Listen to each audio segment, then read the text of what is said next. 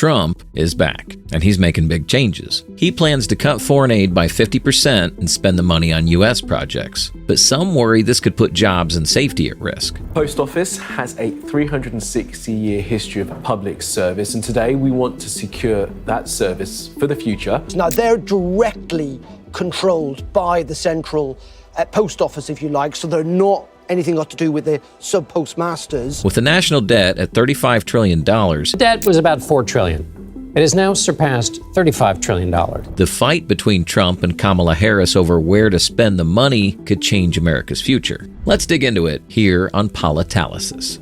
Trump's first term, 2017 to 2021, was marked by efforts to cut foreign aid. In 2018, he proposed slashing the U.S. aid budget by 30% to fund infrastructure and create jobs at home. Now, he's back with an even bolder plan, a 50% reduction in aid, aiming to redirect about $30 billion over the next 4 years to domestic initiatives. Trump's long-standing approach to foreign aid aligns with his America First campaign promise to prioritize American jobs in construction, energy, and manufacturing. However, economic analysis, such as one from the Peterson Institute for International Economics, suggests that foreign aid offers a significant return to the U.S. economy, with every dollar spent bringing back about 50 cents through exports and defense contracts. As Trump once said, "We will stop sending our wealth to foreign countries that hate us." Trump's approach centers on cutting foreign aid and investing the funds domestically. During his first term, he planned to reallocate $40 billion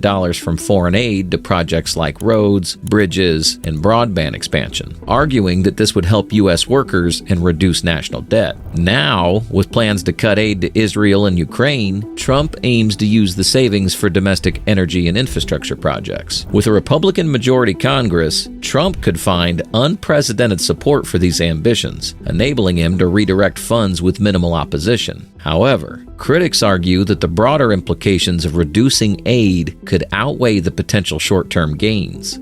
Supporters of Trump's plan claim that reducing aid will create funds for projects like energy and construction in the U.S. With the national debt now at $35 trillion, they argue that foreign aid cuts are essential to avoiding deeper financial trouble. Trump's plan directs $15 billion to energy projects, which the Heritage Foundation suggests could generate 100,000 jobs in the fossil fuel industry. But critics argue that foreign aid supports American interests abroad, drives export demand, and sustains jobs in key sectors, all contributing to U.S. economic growth. According to the Peterson Institute for International Economics, every dollar spent on foreign aid returns approximately 50 cents through defense contracts and exports, benefiting manufacturers, parts suppliers, and logistics companies. Kamala Harris has argued that cutting aid could damage alliances vital for U.S. security. Aid to Israel and Ukraine isn't just about assisting those nations. It's also about protecting U.S. interests and ensuring stability in key regions. Harris emphasized that aid helps sustain U.S. jobs, especially in the defense sector, with companies like Lockheed Martin and Raytheon benefiting from aid-related contracts and employing thousands of Americans. Trump's foreign policy on Ukraine includes proposals such as establishing a demilitarized zone and seceding Crimea to Russia. Critics argue this could embolden Russia and set a risky precedent of territorial concession, potentially destabilizing NATO's influence across Europe. J.D. Vance, for instance, described the plan as what it probably looks like is something like the current line of demarcation between Russia and Ukraine becomes like a demilitarized zone, heavily fortified so the Russians don't invade again. Stripes. Another aspect involves Ukraine maintaining independence in exchange for neutrality,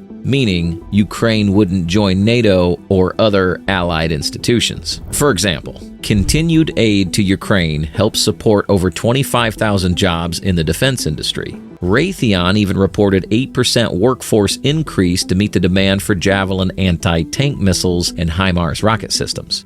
Cutting aid could lead to job losses in key industries. Trump wants to redirect $15 billion into domestic projects, but critics warned that this could mean lost revenues for defense manufacturers. Aid programs like USAID also buy American-grown food, supporting nearly 20,000 agricultural jobs. Without these programs, rural communities could face significant economic losses. Critics also warn that reducing aid might weaken America's influence globally. If countries like Ukraine are left vulnerable, the U.S. may face higher costs down the road, either through direct military intervention or increased instability affecting energy and trade. The Pentagon estimates that stabilizing Ukraine through military action could cost over $100 billion, far exceeding current aid levels. Moreover, cutting aid could open the door for other powers like China to expand their influence. China's Belt and Road Initiative has already spent over $800 billion on global infrastructure, using investment to build loyalty and secure future trade opportunities. Pulling back on aid might allow Beijing to fill the void, potentially sidelining American interests. There's also the humanitarian angle. The U.S. has been a key donor during crises, from natural disasters to conflicts. Aid to Ukraine includes food, medical supplies, and education for displaced children. Reducing aid could lead to chaos in these regions, making them vulnerable to extremist influence. Trump's Middle East policy centers on fortifying U.S. ties with Saudi Arabia, the UAE, and Israel, aiming to boost oil trade, deepen defense alliances, and counter Iranian influence. By partnering with these nations, Trump aims to secure the Gulf region, protect energy supplies, and create a strong market for American-made arms. However, this approach may also escalate tensions with Iran, signaling a hard stance that risks increased volatility. Trump's approach aligns with his broader vision of peace through strength, leveraging military partnerships and economic leverage to maintain regional stability while creating opportunities for American energy and defense industries. Trump's plan is popular among voters tired of seeing U.S. dollars spent overseas while problems persist at home. By cutting foreign aid, Trump argues that funds can be redirected to solve domestic issues, like inflation, which sits at 6.5%, and unemployment currently at 4.9%. However, proponents of foreign aid highlight its long-term economic and strategic benefits, pointing out that it supports American jobs and maintains global stability.